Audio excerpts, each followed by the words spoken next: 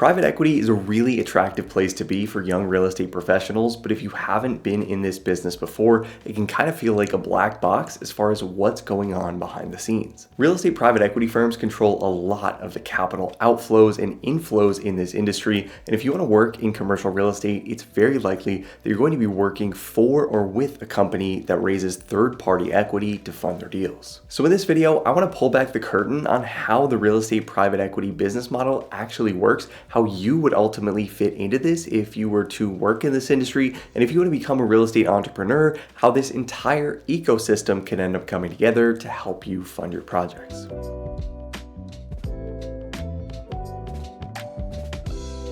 So to step back and define real estate private equity in the first place, this essentially refers to any company that invests in real estate that raises third-party equity capital to fund their transactions. Now, among real estate private equity firms, there are two separate categories that these companies will fall into. One is the general partner or GP category, and the other is the limited partner or LP category. And to start with the GP side of the industry first, commercial real estate investment and development firms that are on the front lines of doing deals, so sourcing investment opportunities, buying properties, and managing the business plans of these investments directly are referred to as the GP or general partner on a deal or fund, and this is going to be the active partner on the deal doing most or all of the legwork. These firms will then often raise their equity from bigger private equity firms that act as the limited partner or LP on a deal, serving as the main equity contributors, but not contributing to any of the day-to-day responsibilities associated with managing a real estate investment.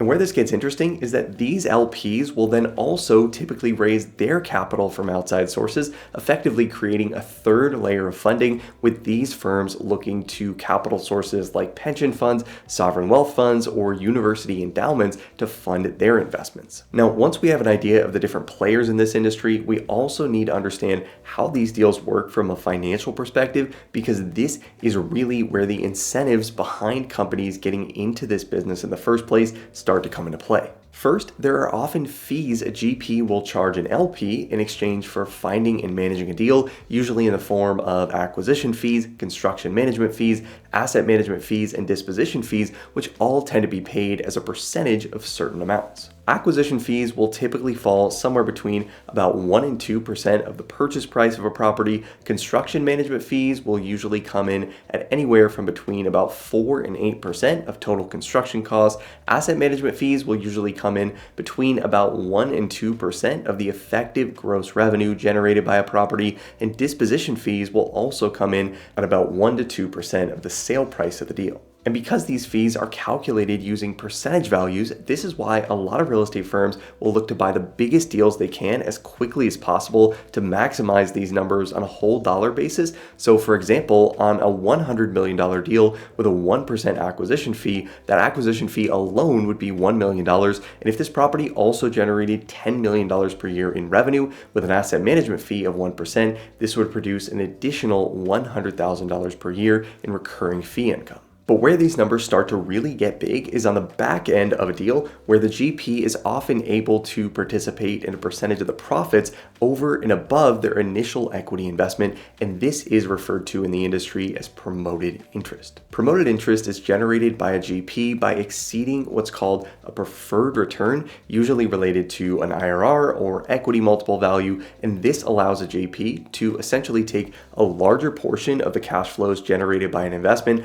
once that LP hits their target returns. The promoted interest percentage itself refers to the additional percentage of the cash flows over those return hurdles that are going to be immediately funneled to that general partner, and this percentage will be earned by the GP regardless of how much capital they initially invest in a deal. And to walk through a basic example of how this might work in practice, on that same $100 million acquisition, if we were to buy this property all cash, we had a preferred return of an 8% IRR, promoted interest was 30% above that 8% IRR, and the GP invested nothing upfront. Here's how the numbers would look if we sold that property for $120 million just 1 year later. After 1 year of ownership with an 8% IRR hurdle, the LP on the deal would need to be distributed $108 million to hit their preferred return, meaning that the GP wouldn't be distributed any cash up to that point, but then on the next $12 million of cash flows above that 8% IRR, the GP would be entitled to 30% of all cash flows generated, or in this case, $3.6 million. And even though this might sound like a one-sided deal for the GP, this ends up being a win-win scenario for both the GP and the LP on the deal,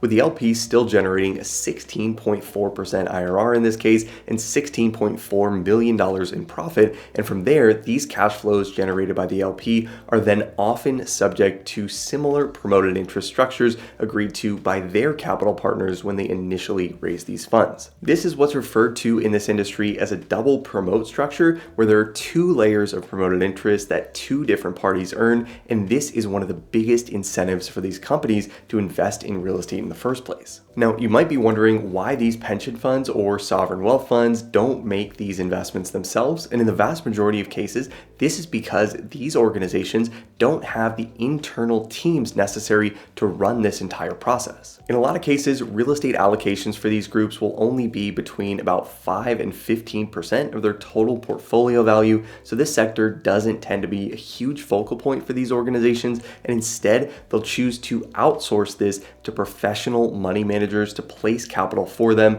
who then either invest that capital directly in real estate themselves or invest alongside an active general partner. And this ultimately means that in a lot of cases, real estate private equity is investing on behalf of teachers, firefighters, police officers, and other government workers that are relying on a pension to fund their retirement income, and the need to provide this income on a long-term basis is ultimately what sets these real estate investments in motion on such a large scale. Now, obviously, there are different levels to this. So there are a lot of companies out there that choose to remain small and just raise capital from friends and family. So real estate private equity doesn't necessarily mean big by default, but in either case, this industry is driven by an investor's need for income and capital growth and the fees and promoted interest earned by the companies that make these investments. So ultimately, there are a lot of moving pieces within real estate private equity as a whole, but I hope this gives you a better sense of what actually goes on in the industry behind the scenes. And if you are looking to break into this part of the business and you want to make sure you have the technical skills you'll need to land interviews and pass an Excel modeling exam that might be given to you during the process,